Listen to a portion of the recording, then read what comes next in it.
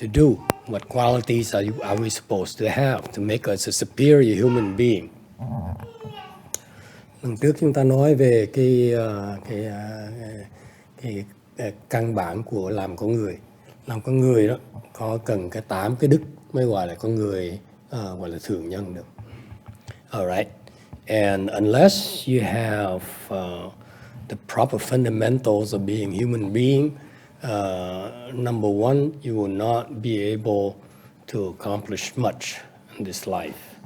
Nếu vì không có cái căn bản đó, thì cái vị không thể làm được cái gì nó nên tích sự trong cái kiếp này. Why not? Because you'll be sidetracked by evil undertakings. Tại vì cái vị mà không có những cái đức này đó, thì cái vị rất dễ bị lạc đường. Người ta sẽ kéo cái vị ra khỏi cái vòng của nhân loại. You will fall to lower realms when you die. Và cái vị như vậy, cái vị sẽ đọa trong luân hồi khi mà cái vị chết. Alright. And then also, fundamentally, this is what's amazing about the worldly knowledge. Hơn nữa, cái này là về cái sự trí kiến của thế gian này đó. Unless you have the proper fundamentals of being a human being, you will not ever be able to find true happiness. Cái vị không có những căn bản này, cái vị không thể nào có hạnh phúc được. Alright, so what are they? What are the roots? It's about possessing the 8 types of virtues. Căn bản là gì? Là có 8 cái đức để làm con người. Con người cần có 8 cái đức. Each person needs to have 8 types of virtues. Okay. Number one, Filial Piety. Thứ nhất là hiếu. Okay, we talked about it the last time. Đức là giảng về cái hiếu. You, as the fundamental duty, as a human being, we need to be grateful to our parents. Cái căn bản của con người là mình phải có cái lòng biết ơn với cha mẹ chúng ta, là đem chúng ta vào cái thế giới này. Okay, và nuôi dưỡng chúng ta. There's no way we could have grown up without their help and their support. They even pay for our education in this country as well. Không có sự nuôi dưỡng của họ, mình khó mà trưởng thành được. Alright, and therefore, for example, the Westerners look at it as the parents' duties. Người Tây phương gọi cái đó là cái bổn phận của người cha mẹ. The Asians, more appropriately, look at it as it's the duty of the children to be filial to the parents, even though they don't even raise their children. Cái khi cha mẹ mình không có nuôi dưỡng mình đi nữa, mình cũng phải biết ơn cha mẹ mình như thường. Any problems with that? Có ai vấn đề những mấy cái chuyện này hay là không? See, for the Asians, that's inherent in our DNA.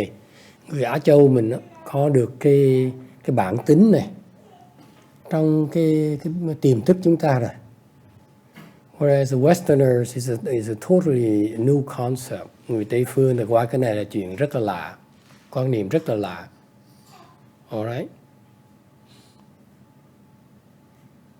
And now I see the Asians, the Asians now are adopting the Western cultures. Bây giờ người Á Châu mình là chạy theo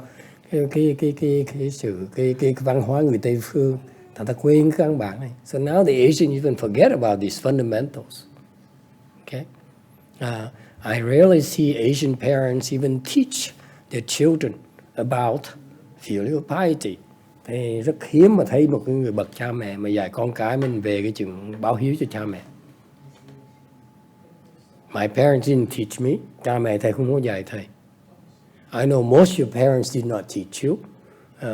Ngay cha mẹ quý vị thì chắc chắn không dạy quý vị đâu. I don't think you dare teach your X and Y generation about filial piety. Ngay cái thời buổi này không ai dám dạy cái thế hệ trẻ về cái chuyện báo hiếu. Yes or no?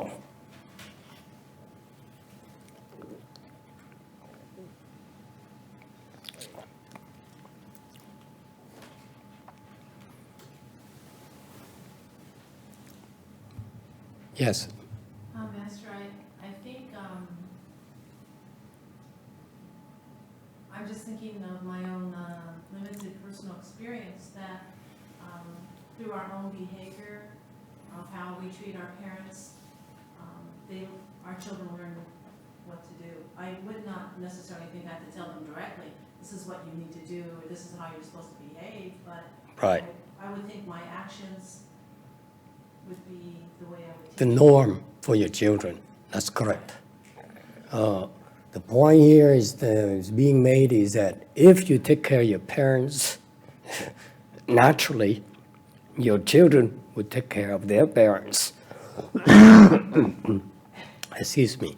The children learn from doing, not from talks. Okay? Người nói. Nếu như mà tôi lo cho cha mẹ tôi đó, thì con cái tôi nó sẽ học được cái đó, thì nó đúng. Cái đó là mình dạy con cái đó là mình phải làm chứ đừng có nói nó chưa đủ. Ok, mà sự thật nó còn cái nhân quả nữa. Quý vị mà báo hiếu cha mẹ đó, là tự động con cái mình nó báo hiếu cho mình. In fact, it's not just them imitating you and them taking a norm, but also you're imparting a very important virtue in them by the law of cause and effect. Meaning you filial your parents, your children will be filial to you. So it's a very, very wonderful gift for your children. Good things happen to filial children. Mà quý vị làm được như vậy đó là quý vị ban một cái phước rất lớn cho con cháu quý vị. Tại những cái người mà có hiếu đó là chuyện tốt nó xảy ra cho họ. People who are capable of gratitude, những cái người mà biết ơn đó, okay, will always be liked. Sẽ người biết ơn ai cũng thích hết, ai cũng mến phục hết. Questions? Will always what? Oh yeah, Vietnamese. Always will always be highly regarded and appreciated.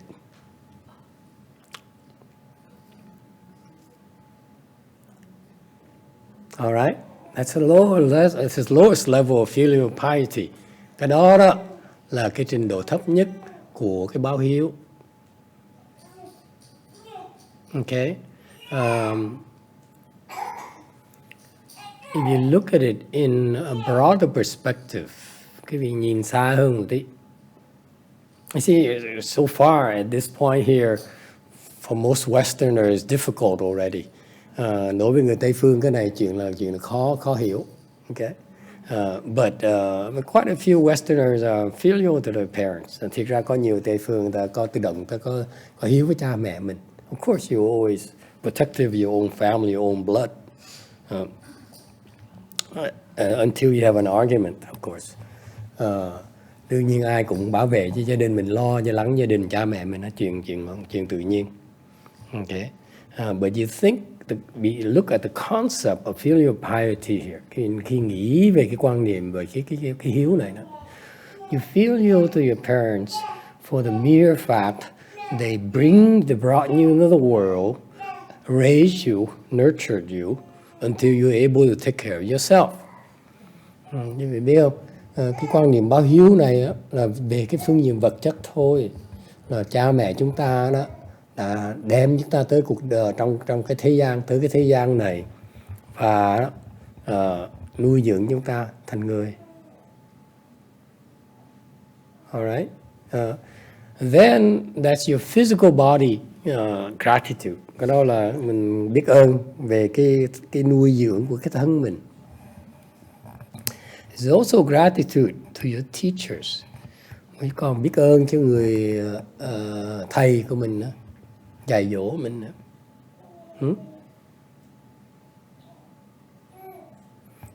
Again, what's deplorable in this country, in the education in the West, is that, including Asia nowadays, teachers are just workers, as salary workers, okay? And people, they are underpaid. People underappreciate their importance, their critical cog in the formation of society's fabric. Thời buổi này đó, người ta quên rằng là những vị thầy cô đó, là những thầy giáo sư đó, là những cái người rất là quan trọng để mà trong cái nền giáo dục và đào tạo nhân tài của con người. Okay? So now your teachers are responsible for the formation of your mind. Tại người thầy á, người cô đó là trách nhiệm phụ trách cái sự giáo dục của cái óc của quý vị, cái tâm của quý vị, óc của quý vị. Without which you cannot possibly make a living and fend for yourself. Nếu không có cái đó, sao cái gì mà sinh nhai trong cõi đời này được như được?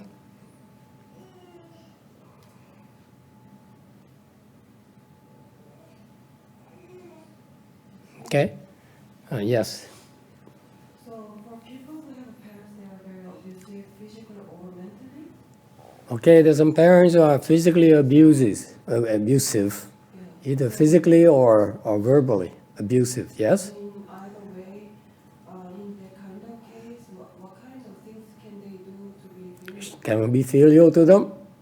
Because Can we just skip the filiality and run away from home? if they are not able to communicate with them, or it's difficult to be spending time with them, difficult to cope with them.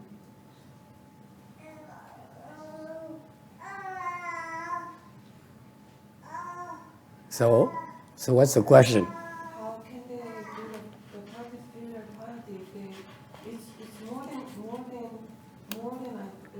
it's very common, more than I thought, that a lot of people struggle because they have hard time to talk to the parents or spend time with the parents. They feel guilty because they feel like they are not being filial.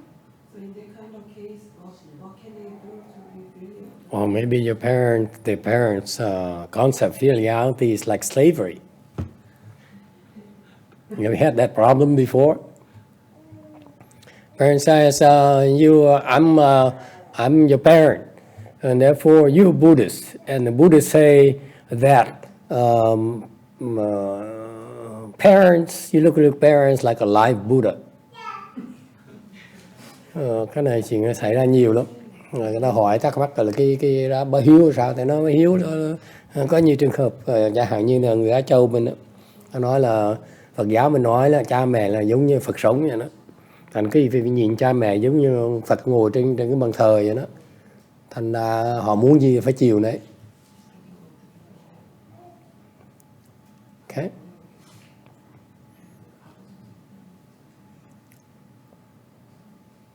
There's no one solution or no one answer to all the cases. Tất cả mọi chuyện nó có cái sự khác biệt nhau, không thể nào nói là cùng chung như vậy. We talking about general principles. Mình nói về cái đại khái cái quan niệm chính thôi. Còn but we don't necessarily aren't necessarily able to do that. Đều chưa chắc mình làm được. Okay. And because you're not able to do that, you should not be so proud of yourself. Mình làm được thì đừng có nghĩ mình là hay ho gì. It still lack the fundamentals of being human. Khi làm được là cái gì vẫn thiếu căn bản làm con người. You're not good enough.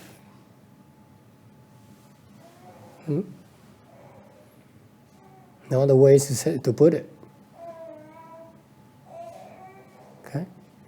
brings to mind a story of Master Shewa speaking about a guy about a story of filiality.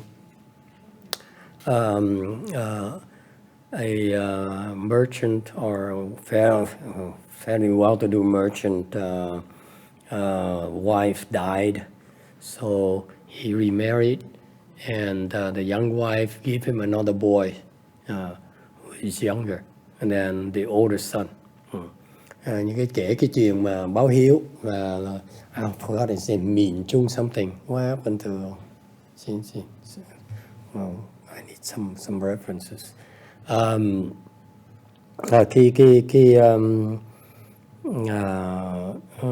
Cái người con trai đó mới ở với mẹ ghẻ. So now the stepmother is worried, is protecting her own youngest son, and wanted to push the big son out of the picture so that the young son gets to inherit everything, get all the benefits from his father.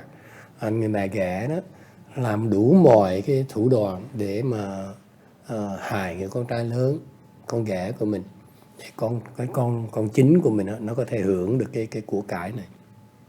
And so she would in China, this is happened in China, so in China in the winter time, which is right now, it's very cold. Bên Tàu đó mà trời mùa đông nó lạnh như sao lắm. And the Chinese back then, in order to bear the cold, they would wear cotton overcoat. Người Tàu đi xưa mà lạnh như vậy, họ mang cái áo bông gòn, okay, the cotton overcoat. No, hers is down comforter. That's way too fancy for us. Okay, no, it's a cotton thing. They don't do down back then. And the poor people, that's for the rich people. Thì xưa người giàu ta mang cái áo bông, còn người nghèo ta mang áo rơm. And the poor people, they would wear a straw overcoat when they go outside. And so the oldest son was asked to drive the chariot for his father to go on a business meeting, and it was so cold that his hand is shaking and he dropped the whip. Tại người con trai lớn đó là chở cha mình đi có công chuyện, thì vì lạnh quá tay nó rung, cái roi ngựa nó rớt xuống.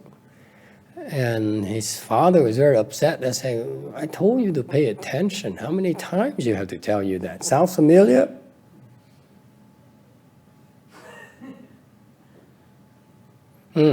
Ông cha mới nói, tao đã bảo mày phải cẩn thận, tao phải nhắc mày bao nhiêu lần đây.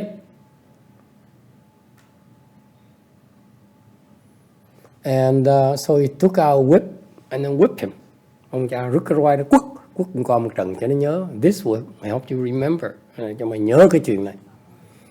And of course, you know, the elder son knew that his mother-in-law was mistreating him and being unfair to him. He never complained to his father about it. Okay, người con lớn, right? The stepmother, yeah, the mother died already. Sayonara. Okay, died young, meaning she went to the house already. It's always, when you see someone dying young like that, it's not a good sign. Okay. Anyway, so there's no one. So he never complained to his father about the unfair treatment he received from his own mother, even though he's the oldest of the family. You know, in a Chinese, the oldest is very high ranking, has a lot of authority in the family, has a lot of power in the family. Cái biết không, cái chuyện lạ lắm, mà tại vì gia đình Tàu đó, cái người con trai lớn đó là cái người có uy quyền dễ sợ lắm. See, my oldest brother is much shorter than me, much uglier. And yet we still all have to respect him. I mean, he's such a sleazeball, you ask me. Okay, we still have to respect him. It doesn't matter, you know. Giống như anh cả, lớn cả có thầy vừa lùn nè, vừa xấu quắc nè, mà vừa gian manh dễ sợ lắm. Mình phải phục, mình phải toàn phục như thường. You don't, it's just that the way it is, okay? This guy here is being mistreated by some kind of young woman. And he never complained. Bị ngược miệng, mày ghẻ ngược đãi, không có than phiền một tiếng nữa, không thở than một tiếng nữa. So when the father took out a whip and whipped him, the whip broke the winter coat, and then the straw flew out. Nên cái roi nó quất cái áo mùa đông đó, thì cái nó bị rách, cái vải loại rẻ tiền nó rách, quất bằng cái nó rách, nên cái rơm nó tung ra. And the father then pay attention. My God, my son's lips are like all purple as well. Oh, thank you so much. I've been waiting for that. Thank you so much. Yeah. Is any special on different than the other? Oh yeah, that's going to work better. The only problem is that the last 4 nights I can't even, sleep at all.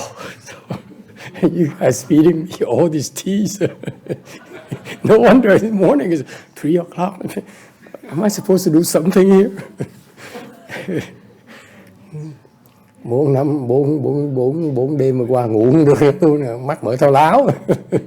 I counted sheeps, meditated, đếm cừu này, thiền đủ thứ. Nothing worked.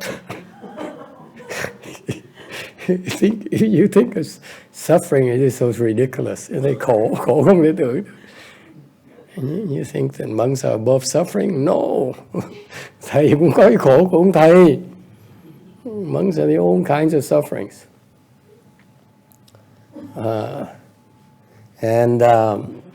Anyway, so see, I realize his son is very cold because he's wearing these straw overcoats.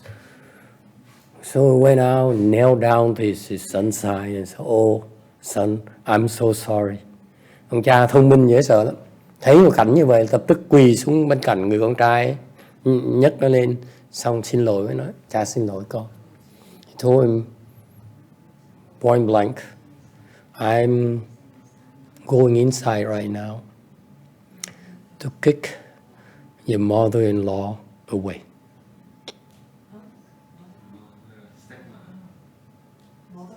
Wow, something like that. Thank you. A sleepless night will do that to you, I assure you. You try to make sense when you seek lecture and you sweat like crazy. You can't even remember what you're talking about. Okay. So I'm going to go home. I'm going to go inside and kick out your stepmother right now. Right? Cha vào trong nhà. Cha sẽ đuổi mẹ ghẻ của con đi ngay lập tức. This will not happen again. Okay? So the son held on his dad's arm. Người con trai giữ cái tay người cha là, Dad, please don't. Cha ơi đừng có làm. Okay? He said something in Chinese, but I don't know how to translate in English in a way that's very, very eloquent. Maybe Master Xianqie knows how to do that one of these days. Can you make these into, these punchlines in English, The Chinese basically he says, when the stepmother is in the house, nói mẹ ghẻ con, okay, thì một con nó bị lạnh. When the stepmother is at home, one son is cold. when the stepmother is not at home, nếu mà mẹ ghẻ không có ở nhà đó, then two sons will be cold and hungry. I add a little bit cold.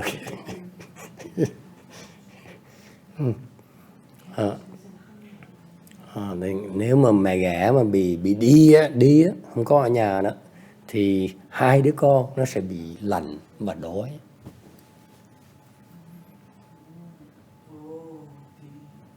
That's so Chinese. I hate it. That's why, you know, Westerners, we don't understand this. Why don't you just you know, blurt it out, you know?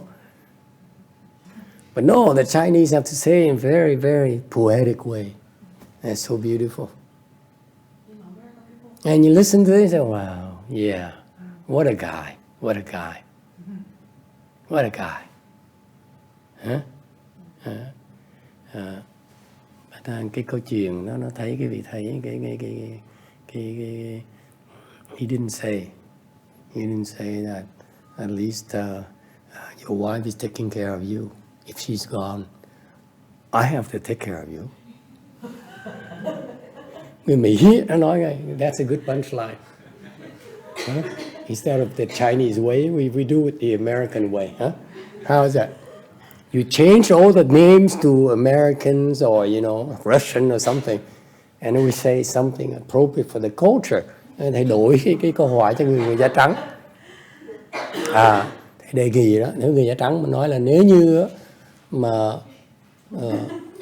cha mà đuổi mẹ con đi, mẹ ghẻ con đi, thì con phải lo cho cha hả? Okay. Got that? So the dad cried and cried, held his whole his son's hands and cried. Ông cha cầm tay khóc rống lên. I've been so unfair to you. Cha rất là xin lỗi với con. Okay. And they went continuing the business. The father took out his no, he took it out. He didn't take it out. Father is not that stupid. He took the son to town, this is my version, bought him a winter coat, you know. And so eventually the mother heard the story. Khi mẹ ghẻ nghe câu chuyện đó, she felt repentant and she changed her ways and treated the oldest son the same way as he treated her own son. Tại người mẹ nghe cái chuyện đó mấy lời hối hận lắm, thành ra bắt đầu đối xử con trai lớn đó, giống như đối xử với con trai mình sinh ra vậy đó. Okay, so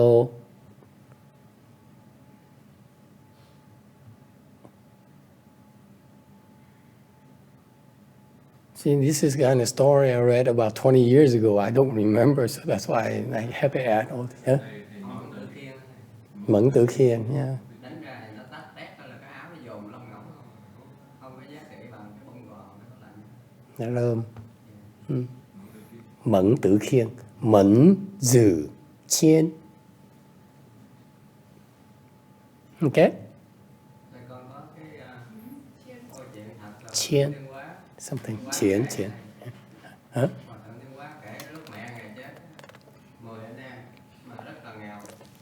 Chính người kia đề nghị là lấy giá đóng được rồi, nghèo quá mà không có tiền ăn bữa mà làm sao tiền nó mà cho. Rồi là ngu quá mới là đi lợi một tay như xã hội đen mà anh chị đó làm chủ cái trại hòm, mà được có năn nỉ mua một cái hòm thiếu triệu.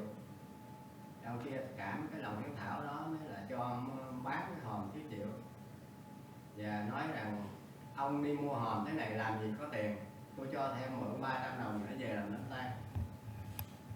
Hòa thượng khóc và cảm ơn, lúc đó hòa thượng xuất gia rồi làm sa di, thì đem về làm đám tang, thì đêm đó trời mưa trời đóng băng không thể nào đi từ nhà mà ra nghĩa trang được.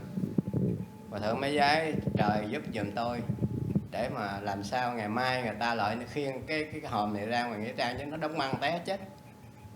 Thì cảm lòng trời đêm nó mưa xuống là sáng đường nó lầy lội mà đi được thì ra tới nghĩa trang. sau này có người quen giúp cho hòa thượng trả số tiền đó. Quý vị thấy cái lòng lòng hiếu thảo không? Chính anh em kia đề nghị kiếm miếng dán đóng bậy nó được rồi, mình để ăn từng bữa không có gạo, tiền đâu mua hòm. Hòa thượng khóc lại năn nỉ cái chủ hòm, mà tay anh chị nếu mà không trả nó quánh chết. Hồi đó chưa xuất gia. Dạ, đó, quý vị thấy không? Là một người thứ hai là ông Một Kiền Liên. Khi mà bị chết rồi, Đức Phật cái kêu mấy đệ tử nói nhân quả là tiền kiếp á. Ổng nghe lời vợ, đem cha mẹ lên núi bỏ, rồi giả ăn cướp đánh cha mẹ cho chết đặng mà khỏi trở về nữa. Thì đánh một hồi bà mẹ mới la lên, coi con chạy đi, ăn cướp nó giết mẹ nó, con về còn vợ còn con nữa. Thì ông hối hận, ông đi, ông trở lại, ông bộn lột mặt nạ ra, ông cứu đem về, nhưng mà cha mẹ ông chết, quánh đã quá đau chết đi. Thì cái quả báo đó khi cái đời gặp Đức Phật Thích Ca bị ngoại đạo nó bầm. Đó là Đức Phật kể trong cái tiền kiếp của ông. Quý vị thấy một cái có hiếu, cái bất hiếu.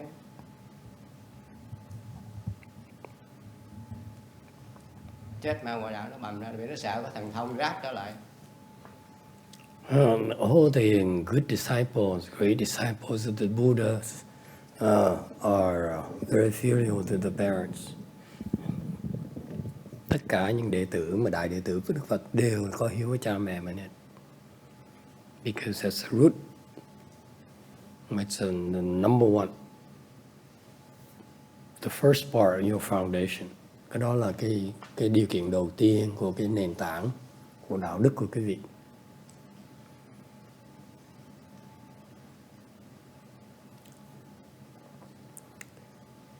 All right. So now we talked about if your parents are not fair to you and so forth, what are you supposed to do? Well, you do the best you can. You figure it out eventually. Cái câu hỏi là nếu như cha mẹ nó khó khăn quá, mình không có duyên làm được thì mình cố gắng hết sức của mình thôi. You're not always able to do what's ideal. Đâu có thể có sức mà làm một cái theo lý tưởng được. So you have to be filial to your teachers. Excuse me.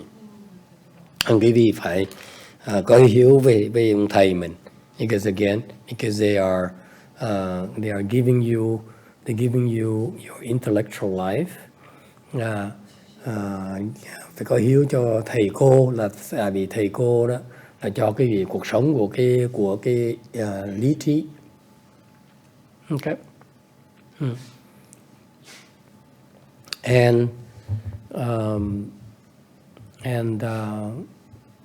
then you have to be also have to be filial to your country, your king. I hate to say king nowadays, but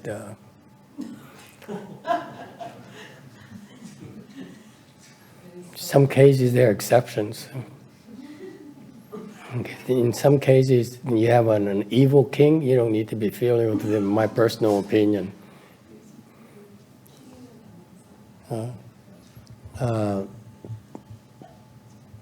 It's not just here. In the history of mankind, always good kings and bad kings. But the point here, you also have to be filial to your country. That's probably a better way to put it. Mình phải biết ơn với lại cái nước của mình. Okay. And finally, cuối cùng, you also need to be filial to the triple jewel. Cuối cùng quý vị phải biết có báo hiếu cho Tam Bảo. Why the triple jewel? This is what the Chinese don't explain. Cái này người Tàu cũng giảng về cái chuyện này. Why do we need to be filial to the triple jewel, especially when I'm a Muslim? Có người hỏi là nếu như tại sao tôi phải có báo hiếu với Tam Bảo làm cái gì? Nhất là tôi là người đạo Hồi giáo. I don't believe in Buddhism. Mình đâu có tin Tam Bảo đâu.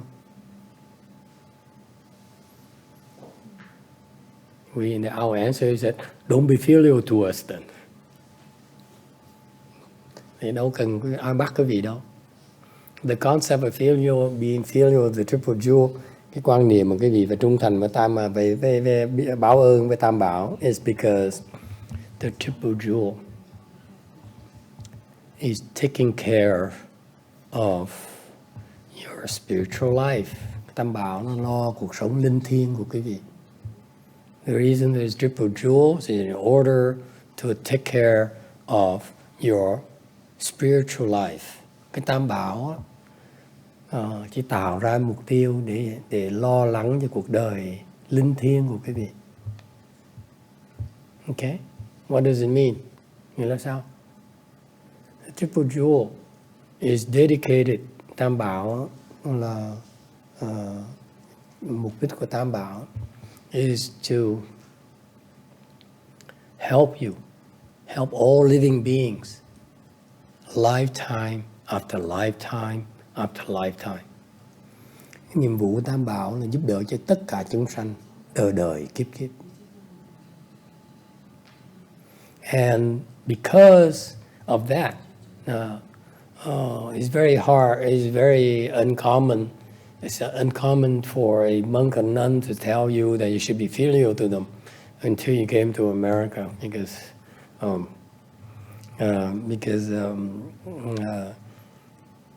you become a monk long enough, you realize that's what you do. As a way of life, you don't think about why people should be grateful to you. That's what you do. You don't even think you're saving living beings. Thành ra tại vì cái vị biết sau cái việc mà làm người xuất gia đủ lâu rồi, cái việc bởi mà hiểu rằng là cái việc người xuất gia làm là giúp chúng sanh, liên tục không bao giờ ngừng hết. Thành ra mình làm giống như là giống như con chó nó sủa vậy thôi. Okay. Thành ra không có gì mà đặc biệt hết. Thành ra mình làm vậy thôi, mình không biết người ta cần có biết ơn không biết ơn, mình vẫn làm như thường, whether they're grateful or not, you still keep on doing it. Okay. Thành ra cái đại thừa mình gọi là cứu chúng sanh mà không cứu chúng sanh. That what is meant by in Mahayana, that we help save living beings, and yet we don't see a single being saved. Cứu tất cả chúng sanh mà không thể cứu một cái chúng sanh nào cả.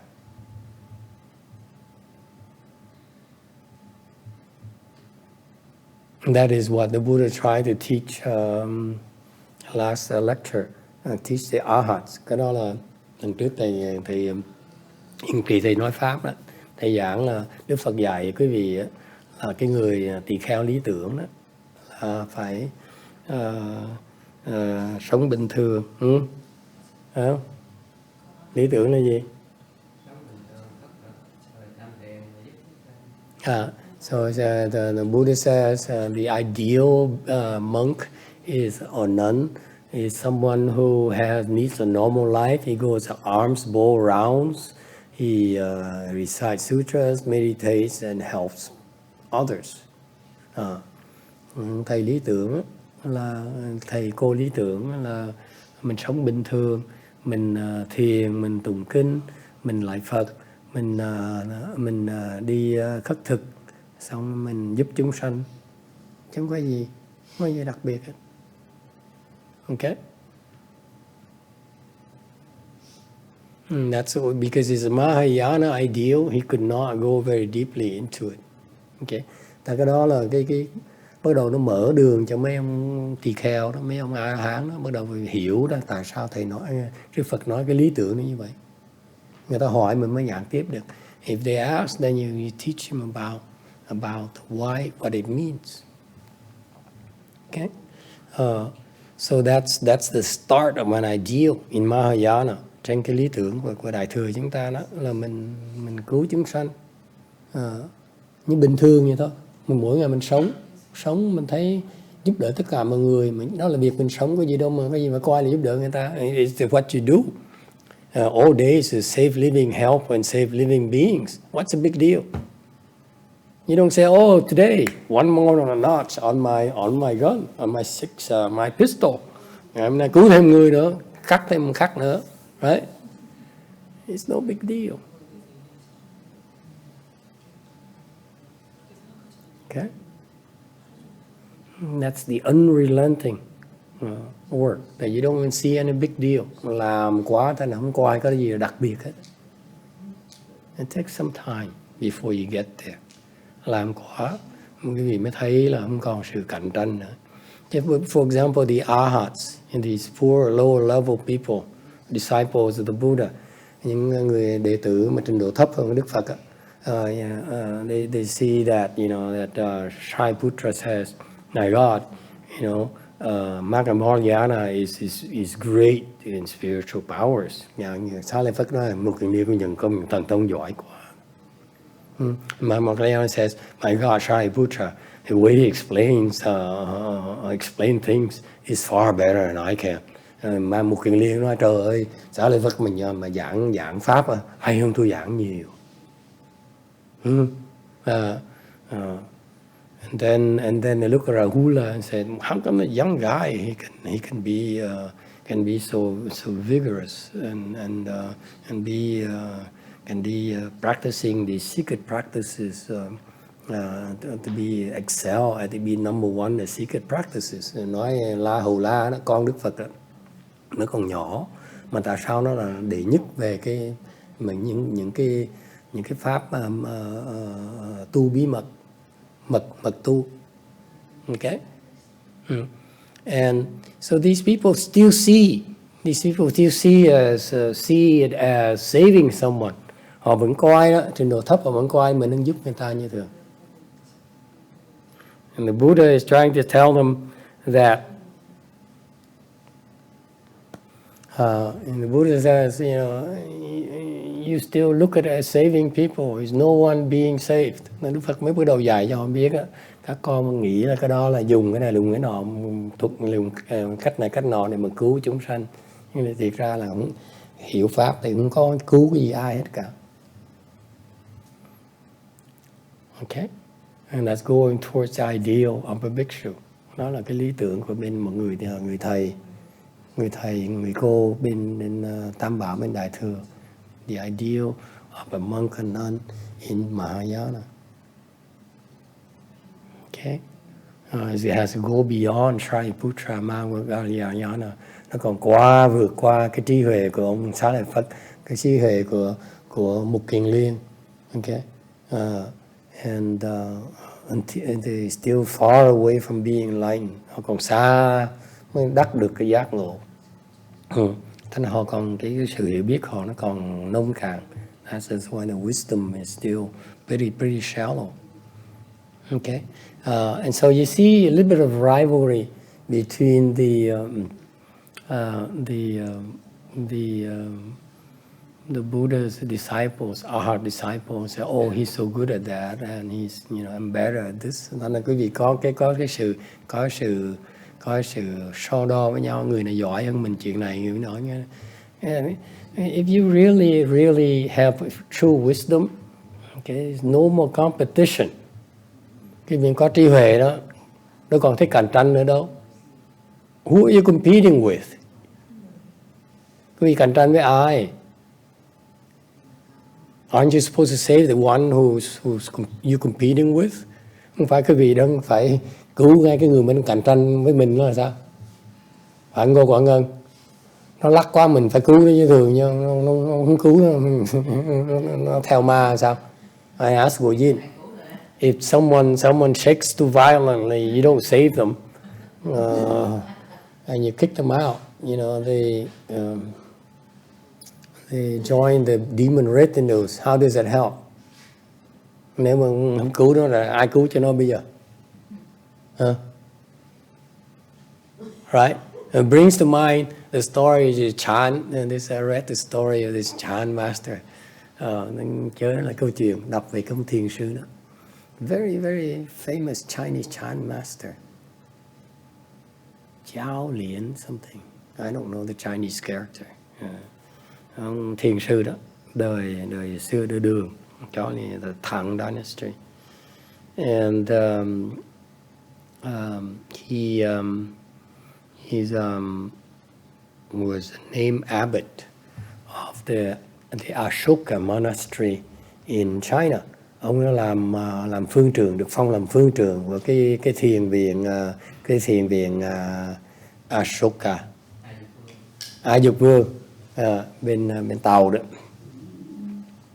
And they reported to him, our Sangha is very harmonious. Ông nói cái tăng đoàn chúng ta, cái ông tăng đó là rất là hòa hợp với nhau. Except for two guys, trừ có 2 người thôi, 2 ông tăng thôi. Except for 2 monks who are fighting bitterly over donations. Mà 2 ông tăng đó cứ cãi cọ nhau về cái chuyện mà cúng dường hồi. Meaning back then, when they donate money to the temple, they spread it out to everyone. Từ xưa đó, okay?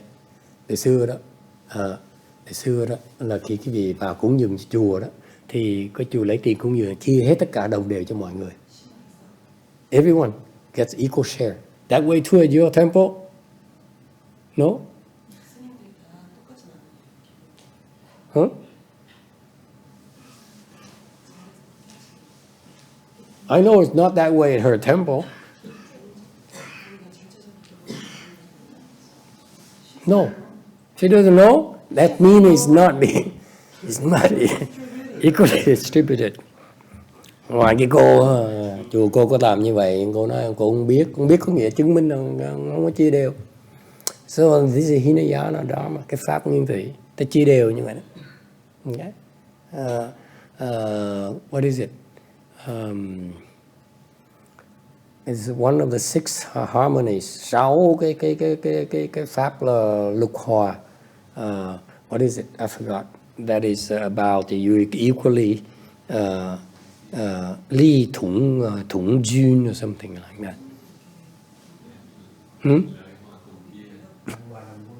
Huh? Yeah, ly hở tủng duyên. Okay. Lợi hòa đồng quân. Meaning that the benefits of the temple, the money goes to the temple, you divide it out equally for everyone. Để họ đó có nghĩa là lời hòa đồng quân, có nghĩa là cái gì khi mà gặp những cái của cải tiền bạc như vậy đó, mình để mình chia ra hết, xong mỗi người đều được bằng đều nhau đó. Không doesn't mean that the abbot gets more than you and so forth. Không phải phương trưởng được nhiều hơn, ai cũng bằng nhau hết. Yes. Is it after paying the bills? No. The Chinese have no concept of bills. There's no electricity. There's no water. It's always have those slaves going up to the river and fetching water. Okay? There's no overhead. No overhead at all? No, practically. It's did you say So that's why when you are accepted officially accept into a community, now you receive all the donations equally.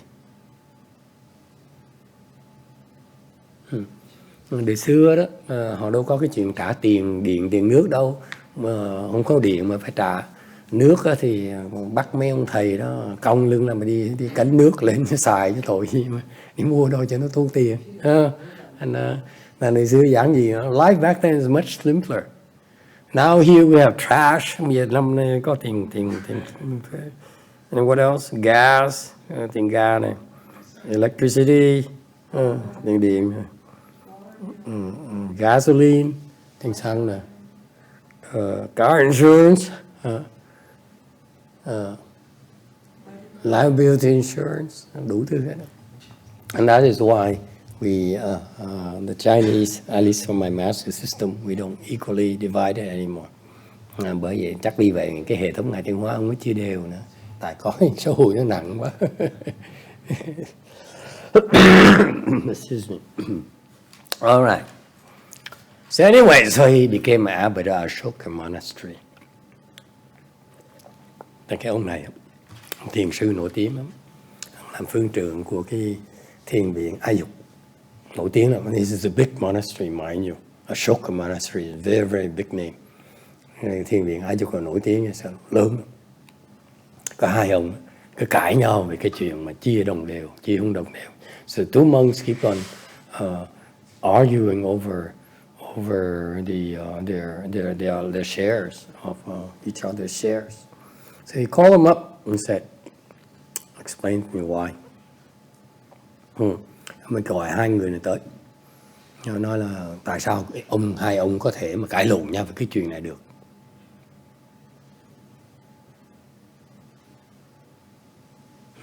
Have you no sense of shame? Ông có một cái tâm là hổ thẹn thế nào sao?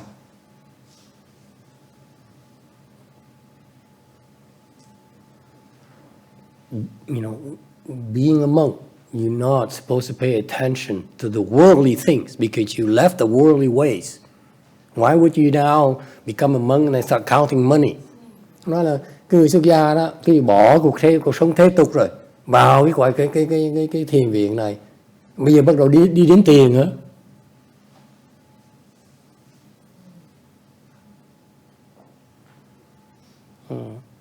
So he chided them severely. Ông mắng giết ông này. So you can tell this guy has a samadhi power.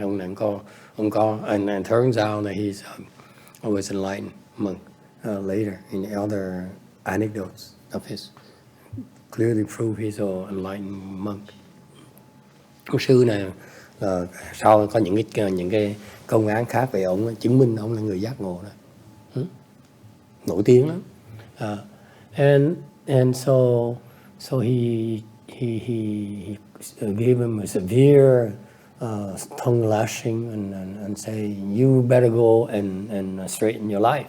Mắng nhiếc cho một trận đã là xong, đuổi hắn nó ra. Rồi hai ông đi suy nghĩ về đấy. Okay. Sửa đổi đi.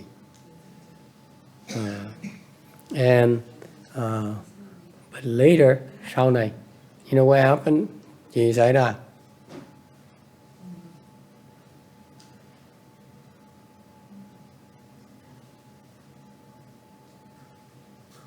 Well, I gave you a good story, good ending story already. I can't give you another one.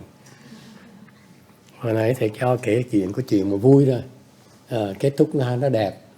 Nếu mà cho thầy cái gì kể thêm cái chuyện kết thúc đẹp nữa, thầy cứ ghiền sao? So these people, these two monks will not change.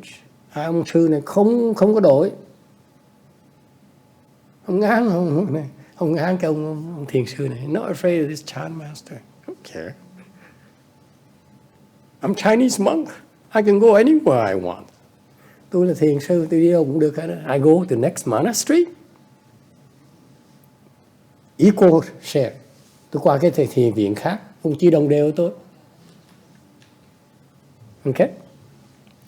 So, that famous Chan monk, Xiao Lian, I forgot, I apologize. He kicked them out. Trong thiền sư phương trường đó, phương trường mới đó, thấy họ không thay đổi, đuổi hai người đó ra. Both of them.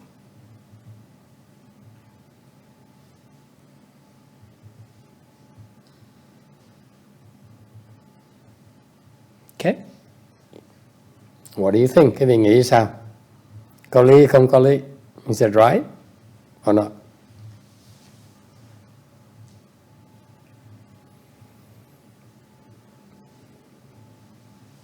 Hello there.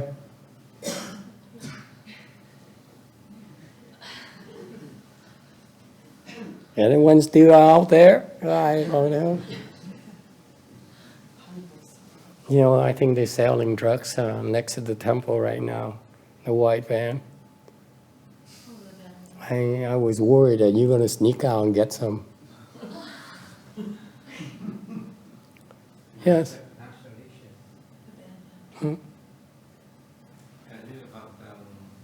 I think it is right way to do if you stand on the Theravada point of view, but on the Mahayana point of view, then it's not quite right. Because those are people with mistake. You should. I'm not asking for you to hatch for yourself. I'm asking, what do you think? You think it's okay, or it's not okay? It's not okay. It's not okay. Okay. Someone says it's no okay. Có người nói là không đồng ý. Cô có nhân đồng ý là không? Đuổi. Lộn xộn đuổi. Đồng ý đúng không?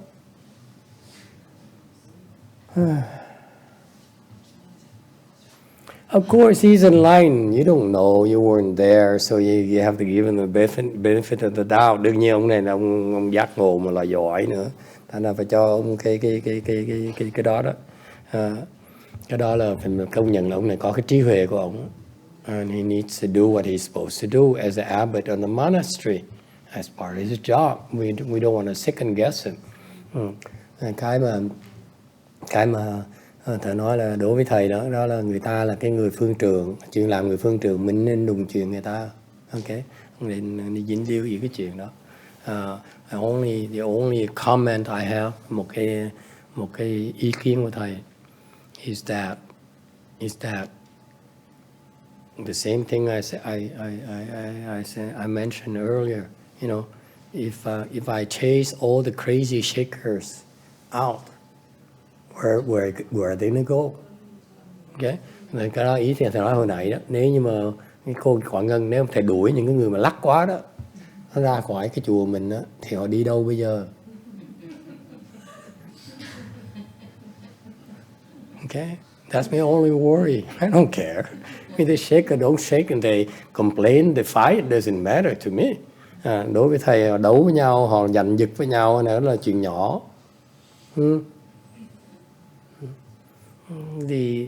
The Buddha's gate is the gate of compassion.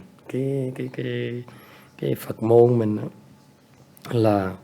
là cái cửa của cái từ bi. Can you look at these people as fighting, have more compassion instead of condemning their actions? Đối với thầy, cái cửa Phật mình là cửa của cái sự từ bi. Tại sao mình thấy cái sự sai lầm người ta với cái tâm từ bi, thay vì mình phải trừng phạt người ta thêm làm cái gì? Okay?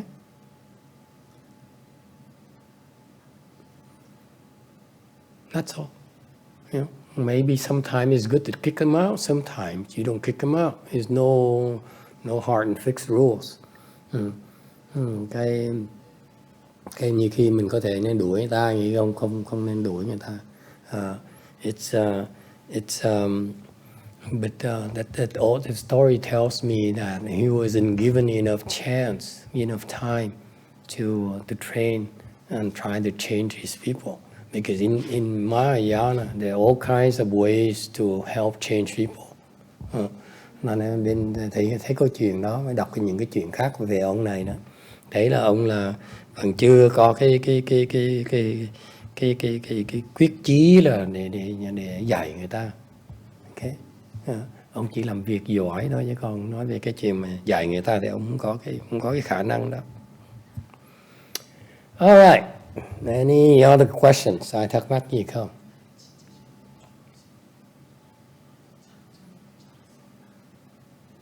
All right. Can we go back to the slide?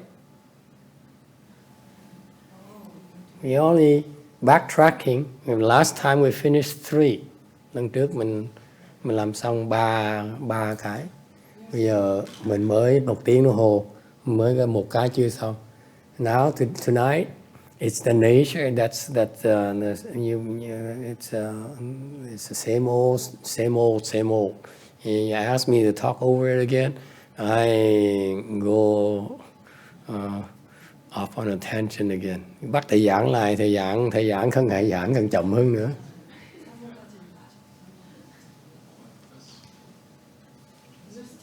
Shall we just drop it? I mean, Jesus, I'm tired of speaking the same thing over and over again. Nói nuôi đó là thầy nhàm quá. Hả?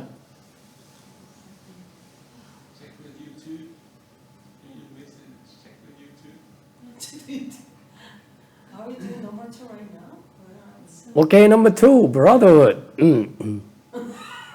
Let's go to number 4. Number 2, Brotherhood.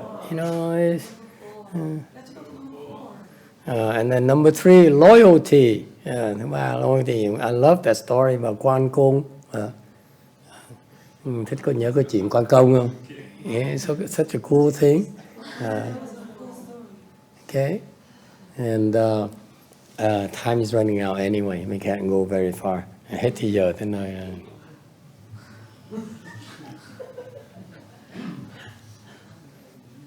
Now, I was reminded.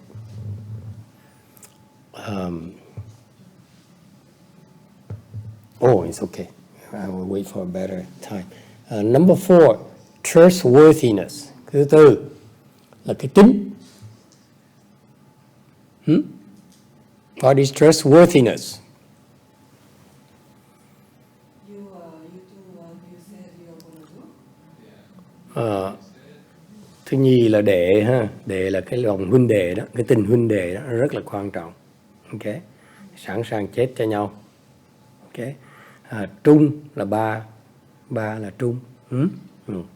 Alright. Cái thứ tư là tính. Số 2 đó là đệ, là huynh đệ đó.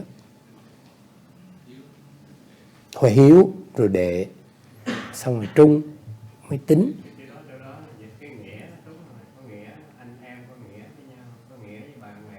Thì cái tình nghĩa anh em với nhau, nó huynh đệ với nhau đó. Không, phần này họ dịch giỏi lắm.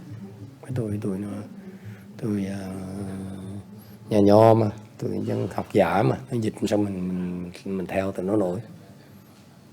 Khi mà đụng với Phật giáo nó mới chạy mình, nó đụng mình nó nổi, chứ còn khi mà đụng nhà nho mình thua nữa. He asked me, is it a proper translation? I say, I don't know. All I know is these are scholars, they have PhDs and so forth. I have no PhD nor any profession in Chinese. Okay, and this is about Confucianism. Therefore, I won't touch. I can make some comments when it's a Buddhist concept, but non-Buddhist concepts I wouldn't know.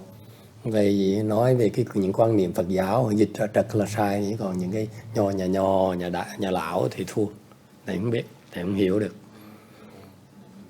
Okay, so my vision is very very narrow. Thành cái óc nhìn, cái cách nhìn, cái óc nhìn thầy nó hẹp dễ sợ lắm. All right, trustworthiness, cái tính. Tính là sao? What do you think? You keep your word. Giữ cái lời của mình. Meaning, when you say you do something, you do it. Okay? Có nghĩa là nếu mình nói mình làm cái gì đó, mình sẽ làm. Even if circumstances change, you still do it. Mặc dù hoàn cảnh nó đổi đi, mình vẫn làm như thường. And this is so Chinese. This is so Asian. Back then they have no stock market, so they don't realize. Đời xưa đó, cái này là người Á Châu cũng có cái khờ như vậy đó. Đời xưa đó có cái chuyện bán cổ phần đó. Hồi xưa thời buổi này mình cứ đi làm như là quý vị chết. If you observe this in this modern times, you go bankrupt. Right? Vì đồng ý không? Thời nay cổ phần nó lên giá, sao mình dạy mình cho nó hết được? Cho vừa thôi nhé. So let's say you offer, you want to give some shares to your son, favorite son, and the shares appreciated. You say, okay, instead of I gave you some shares, instead of 20, I give you 11. How is that? It's the same amount of money. Yes. There's a really cool story about this. Is there? Chinese story? There is a... Goody! Oh, there's a Chinese story about sin. All right. I think it's about sheep, but it's... I love Chinese stories. It happened in the spring, 春秋时期. 春秋. Pretty autumn time. Yeah. So there is this noble person from a country he's an ambassador. He's acting as an ambassador to a foreign country. So I know it already. You stole my story. Oh God, I'm Sorry? so upset. Is that about the sword? Is it about sword? About precious sword? No.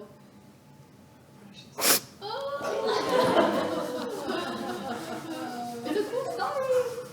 Oh my! I'm a sick man, and I do all this work for nothing. Yes, continue. It's what a beautiful story, isn't it? Huh? I love that story. Yeah, I think it's a cool story. Tell it to them.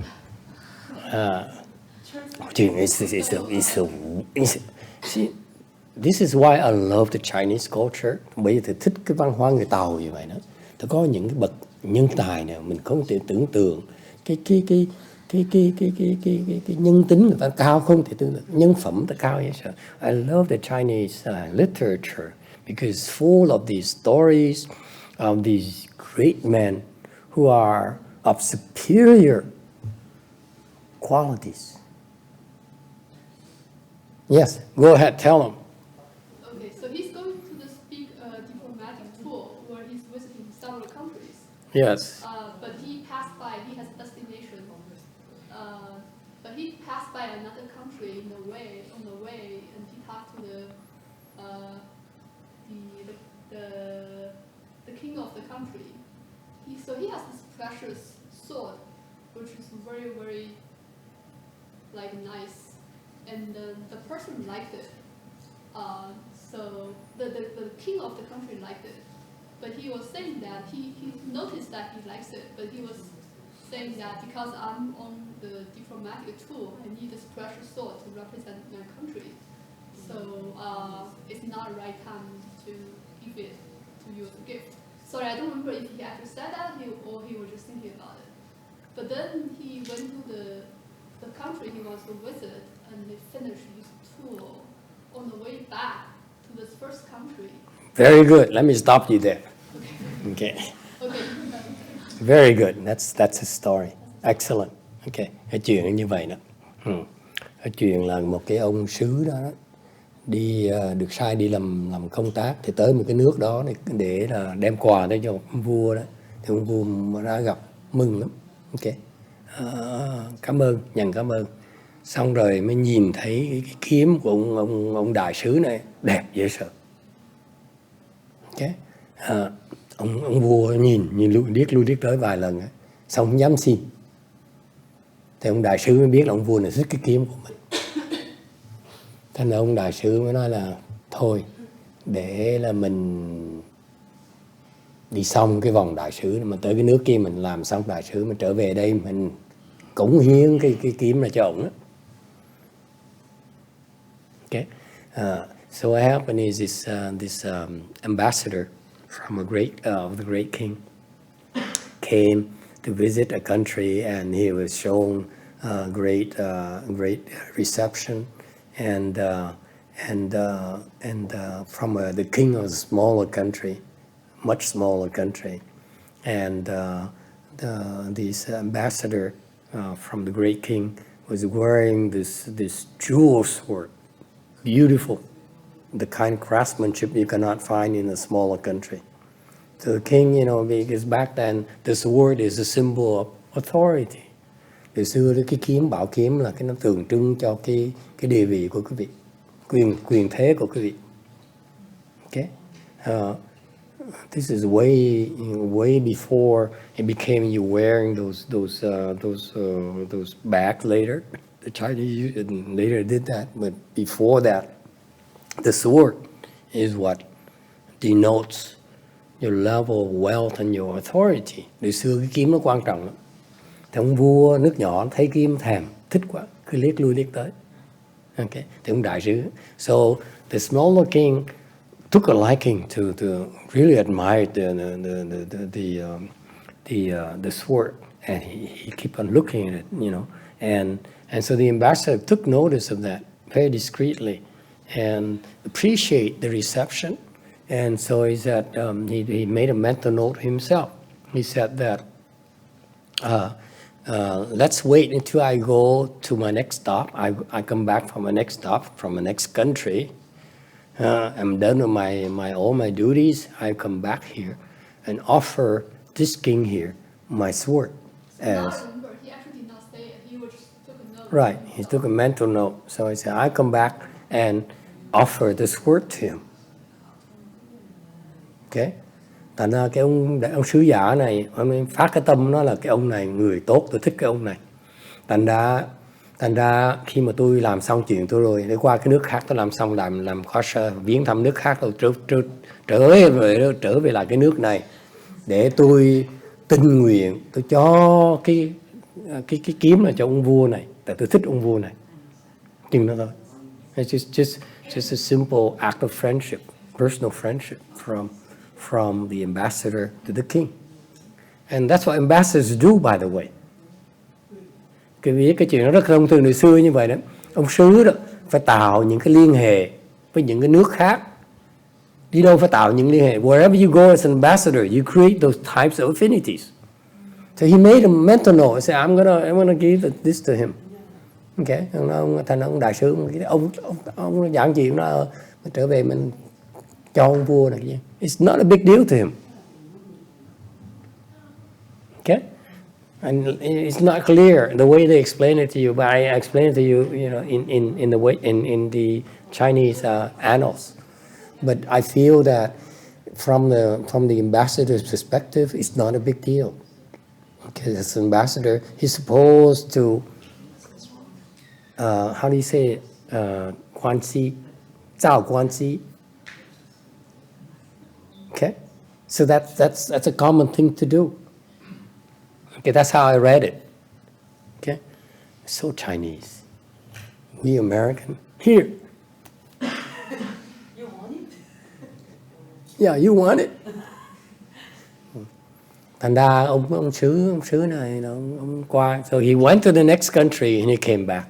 Ông qua ông kêu làm viếng cái nước sau, làm công tác xong trở về lại bữa này. So when he came back to the smaller country, the king died. Ông vua bị chết. And so he said, wait. Ông đại sứ ông hỏi, chết lúc nào? Nó mới chết đây. Yeah. So the ambassador asked to visit the king's graves. Ông đại sứ mới hỏi là cái mộ ông vua ở đâu. Tới đó cởi cái gươm ra, treo nó chỗ cái mộ ông vua. So he went to the king's tomb and took out his jewel sword and left it there for the king.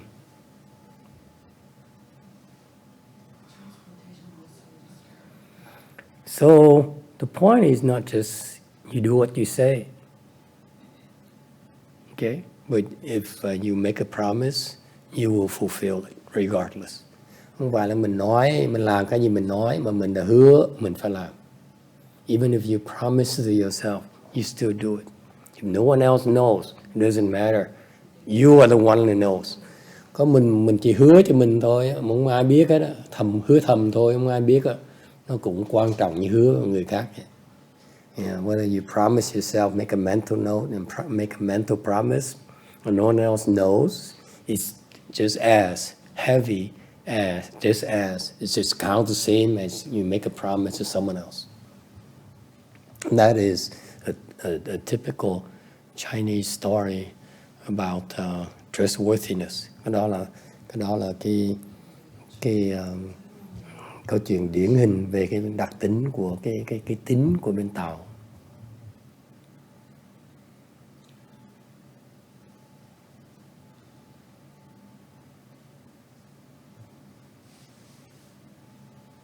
Okay. Anyone has a better story to share?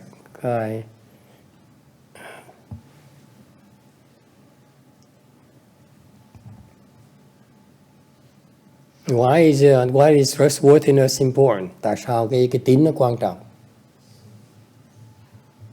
Yes. So you have your integrity. It helps your integrity. Who cares about your integrity? The corporation profits does it depend on your integrity? Nó giữ cái uy tín của mình. Thôi, uy tín nó có liên quan tới cái tiền lời tức của cái hãng mình làm. Nó là trọng cái không có nó láo.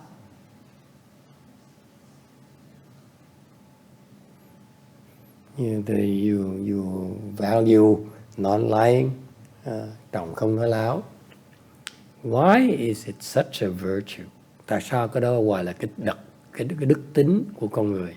As a virtue for a human being. Một đức tính của con người. Why? Yes.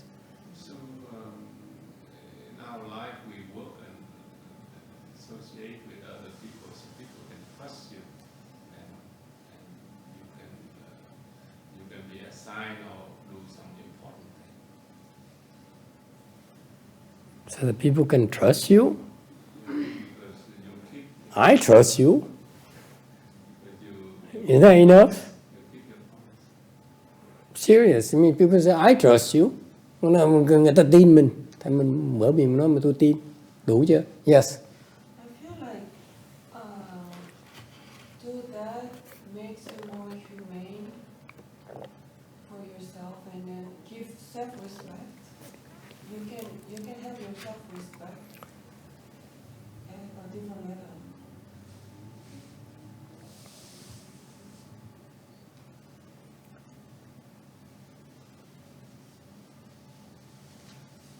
Anyone? Bác Thành nghĩ cái tín thì ra nó quan trọng. Bác người có kinh nghiệm đó. Đã làm chức làm có chức bên kia rồi đó. Tại sao cần cái tín? Dạy tụi nó biết chứ.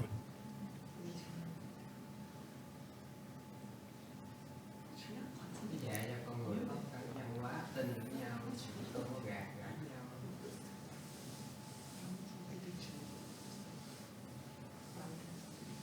Yes. The mind is clean. The mind is clean. No. 君子坦荡荡。 Hả? 君子坦荡荡，就是来 Chuyên什么？君子坦荡荡，君子坦荡荡。坦荡荡，坦是什么坦？nó nghĩa gì? Chữ thản gì? Okay. I look it up.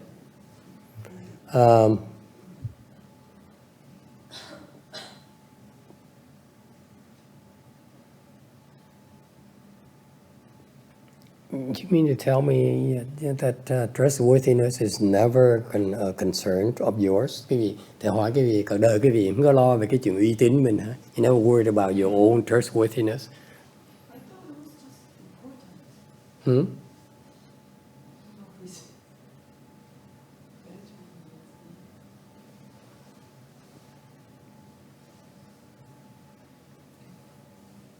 So it doesn't apply to the modern society. Nhưng mà không có liên quan gì tới cái xã hội đời nay hả? You really think so? You think it doesn't matter at all? Anh nghĩ nó không quan trọng đời này hả? It definitely helps at work. It doesn't help at work? It definitely helps. It definitely helps at work. Yeah. In what way? Công ăn việc làm có uy tín nó quan trọng. In what way? Credibility. You have credibility. You're credible. Okay. Ở cái công sở mình á, mình có cái uy tín. What does it do? What's the advantage? Well, people believe in you, trust you. Okay. They believe you do what you say you do. Yeah? Có nghĩa là người ta tin khi mình nói làm cái gì người ta tin mình sẽ làm. Chứ không phải chỉ nói cái miệng thôi. Just like the typical corporation, by the way. As you go up higher in a ladder, the people come only talk. They don't do anything. Especially ambassadors, foreign dignitaries. I met too many of those. They talk, they don't do anything. They make promises, they don't do anything. Yeah, I look into it. I will, Yeah, I look into it, and they don't mean it. Cái người trong cái thương trường đó, cái điểm có uy tín nó quan trọng lắm. Tại vì thầy để ý khi mà cái việc càng lên cao, chẳng như cái loại sứ giả đó, cái loại mà làm mấy cái ban ngoại giao đó, cái miệng nó nói thôi, nó không làm, hứa suông vậy thôi, không ai làm gì hết đó. They don't do anything, especially World Bank people. I met some of them. Những cái cơ quan mà là cơ quan chính trị ở trong đó, chỉ hứa suông không, they all make promises, they don't do anything. Or they tweet.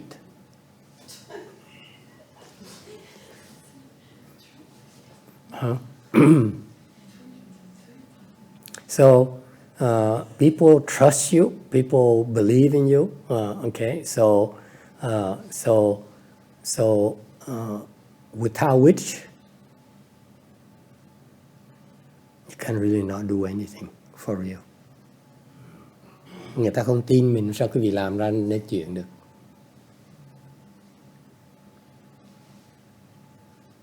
If you're not trusted, you come and negotiate something,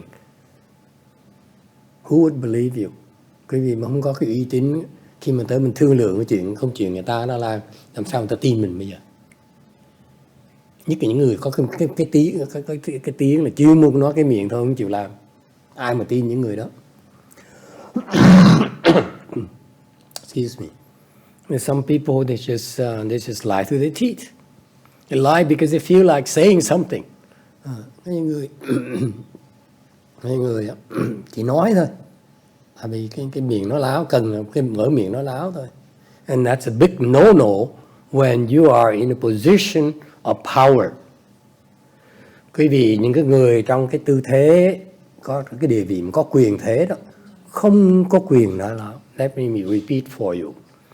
If you are in a position of power and influence, you may not lie. You must be credible. Otherwise, your country will be chaos. Cái gì mà nó láo, chưa mua nó láo đó, thì cái quốc gia cái vị nó sẽ hỗn loạn dễ sợ.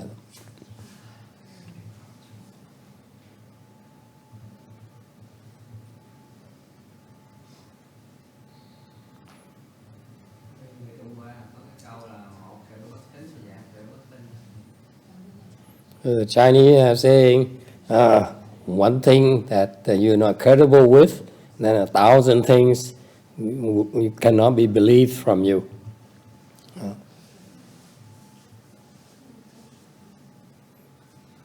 Ý sự, 无信，万事，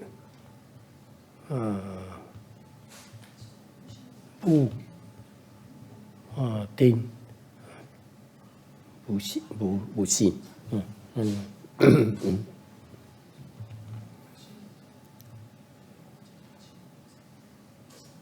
Okay, so trustworthiness is part of the important requirement for being a human being. Thành ra cái tín là cái phần tử quan trọng về cái đặc tính con người. It's because it avoids chaos, tại vì nó tránh cái sự náo loạn. Okay, and enables you to accomplish, to get things done. Và nhờ tránh cái sự náo loạn như vậy, quý vị sẽ có thể làm được chuyện.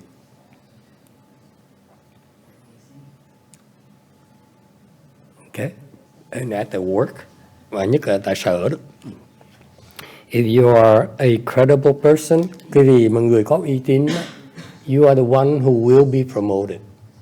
Cái gì là con người sẽ được thăng chức.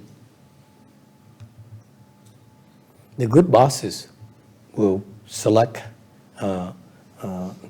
the people to promote. Thì những cái người mà chủ hạng nó giỏi đó, họ biết chọn người đó, thì họ chọn người có uy tín. They will pick the ones among which this person is credible.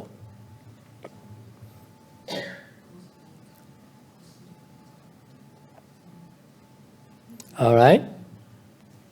Yes. I have a comment about trustworthiness, basically. It is such a fundamental quality for any group, for any society, to have people that are trustworthy. The interesting thing is, trustworthiness happens on several layers. Every day you go out, you look at something, you come to a street intersection, another car comes against you. You have to trust that that other car stops when you're supposed to stop. It's a very simple example. So everybody has some degree of trustworthiness. Yes. It comes in degree. Yes. But it's extremely difficult to assess the degree of trustworthiness that someone has. And I wouldn't know how to begin to define those rules. Or you have a legal document between the university and the professor about who gets paid under what research conditions. And then in the document, it's presented a certain way, and after signing it, somebody moves a comma. It can be completely changing a text. So these kinds of behaviors, sort of on the fringes, can turn everything upside down. So how do we truly assess whether somebody is worth our trust? Yes, it's a very good point. And thank you for a very, very, very good point. Cái ông đang nói là cái uy tín đó, là một cái căn bản của trong cái xã hội này. Không có căn bản uy tín này thì xã hội này không có thể hoạt động được. So in summary, to paraphrase him, trustworthiness is critical to society, the normal functioning of society. Okay, if you all have a certain kind of expectation, it's going to happen. So how well it's going to happen depends on how trustworthy the other person is, the other party is. Nói cái đại khái nói đó là trong xã hội này á, mình nghĩ là một cái chuyện đó, mình mong nó xảy ra đó, người ta hứa nó xảy ra thì mình có thể tin tưởng được á. Thì cái sự nó xảy ra cái kết quả nó tùy thuộc vào cái sự uy tín của cái người mà làm cái sự ước hẹn đó. Okay, that's a very, very good point. Critically, for example, when you drive on the street, there is certain trust that the other people will observe the rules of the traffic. Như cho ví dụ rất là giản dị, là chẳng quý vị lái xe đi đó, thì quý vị có thể mong người ta sẽ tuân theo cái luật lưu thông. Nếu mình không tin được như vậy thì ai mà dám lái? But that's only just give you a comment. Yes, we have those rules of traffic, but then you go to Vietnam, you throw them out the window. Everyone is for himself. Nếu mà hỏi cái này nó là nói lý thuyết cho vui thôi chứ phải không bác anh. Việt Nam mình mà luật lưu thông cái gì, mạnh ai nấy chết chứ có chuyện có chuyện. Yeah, no such thing. Yeah, they all say I trust the rules of traffic, but I trust myself more.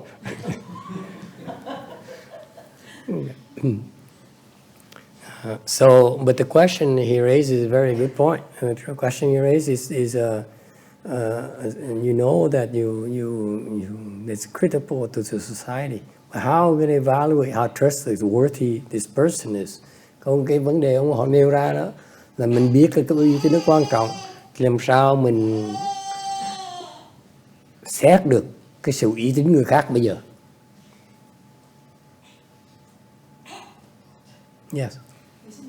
So, in my personal opinion, I think that number 3 and 4 is kind of working back to back. Because going through a lot of employees and business partners, it's only that you can do is try and error, and like after a while, it's easier if you go with somebody that you already have history with. for a while is trustworthy. When you try a new one, you can only evaluate so much, and then you never know what kind of terms you can make. Some people look very trustworthy at the beginning, the way they present themselves, but then when the life is overwhelming, they can just turn and change. It happens very often these days because life is so overwhelming.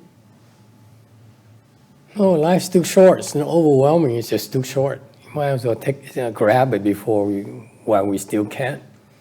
Tại buổi nay là mình còn có cơ hội chụp mà lấy đi nhé. Tội gì mà không lấy thì người ta sẽ lấy. It still doesn't resolve the question. The question is how can you assess how much can you depend on someone else?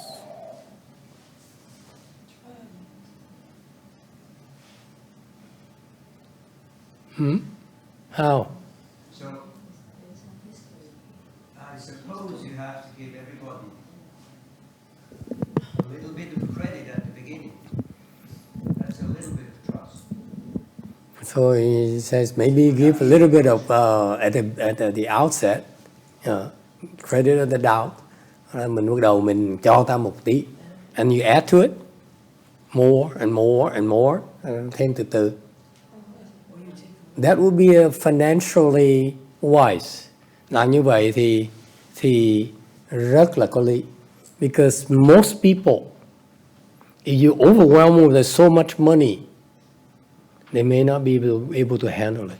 If you give them incrementally, then they can adjust their level of trustworthiness. That's the reality with human beings. Cái nó có lý. Tại vì con người mình á, cái lòng tham nó vô báy. Cái gì mà từ số 0 mà cho nó 1 triệu, đương nhiên nó cắt cổ mình ngay lập tức. Đừng có dại. Cho nó từ từ, cho nó 1 đồng nữa đã. Xong ngày tuần sau cho 2 đồng. Cho nó quen, từ từ mà tăng từ từ đó. Chứ đừng có dài, đưa nó đưa nhiều của nó nổi lòng ham là tiêu đó. Ok. Còn con người cái lòng tham từ từ nó phải lên từ từ đó. Đừng có dài. Ok.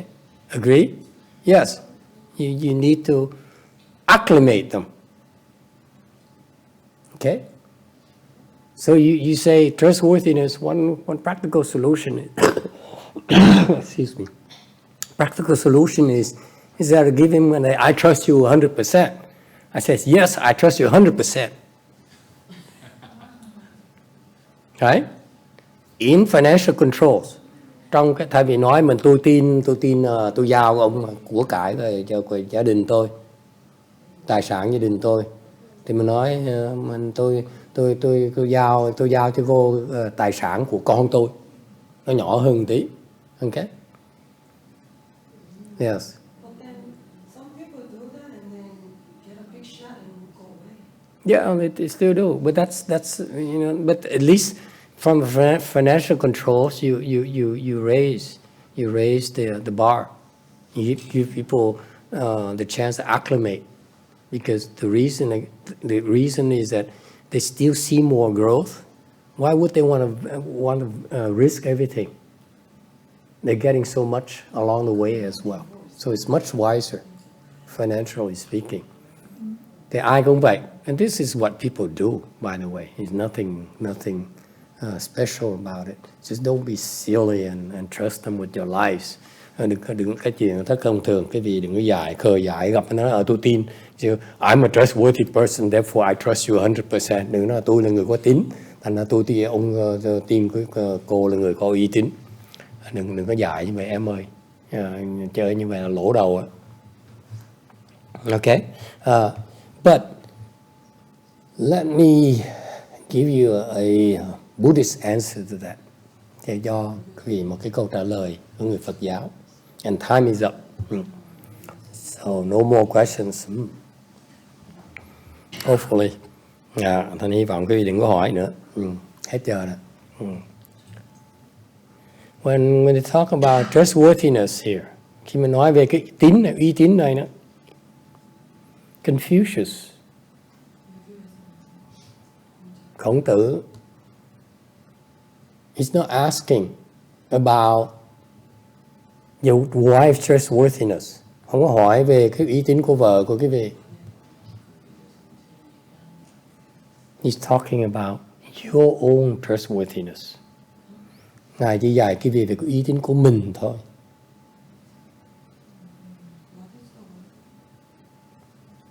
Your own trustworthiness. He's not talking about my trustworthiness, her trustworthiness. It's your own trustworthiness. Look at yourself. Tự nhìn tới mình thôi. Are you a trustworthy person? Mình người có uy tín hay không uy tín? That's all that matters. If people around you are not trustworthy, they will take care of themselves.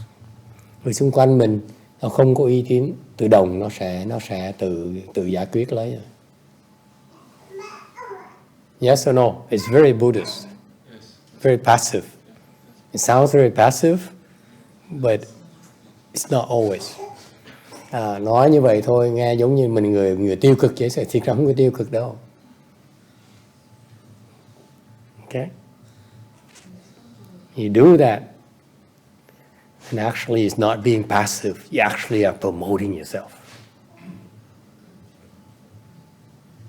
Quý vị đừng nghĩ là tiêu cực mình làm dại, mình làm thịt, làm cái đòn cho ta, đưa lưng người ta đánh đâu, không có đâu. Người ta mất uy tín, mình giữ uy tín như thường là mình bỗng nhiên mình nổi bật ra. You get the promotions. Okay. All right. So you look at the president, for example, of the United States. Hàng như cái ông tổng thống đó. You notice he gets there because he's a rich man. Okay. Ông lên đó làm tổng thống tại ông có giàu có. He has a lot of blessings as well, and not more than just money. A lot of rich people are not president of the United States. Ông làm tổng thống được tại vì ông vừa giàu vừa còn có phước nữa, cái phước làm tổng thống nữa. Okay. And what did he do when he came to the office? Vào văn phòng làm cái gì? He chose men who are trustworthy. He says, "Can I count on you? Can you cover up for? Can you watch my back?" Okay. Could be my point. I'm making fun of it, but the higher you rise, the more dependent you are on your lieutenants. Quý vị biết không?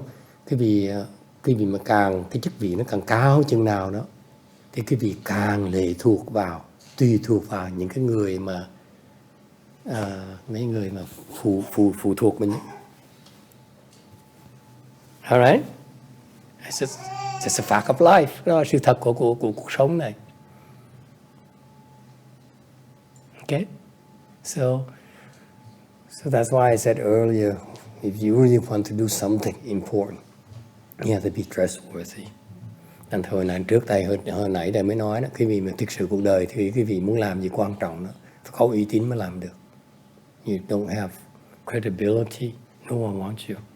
Không có uy tín, không ai muốn quý vị hết. All right, that's all I have for you tonight. Thank you for coming.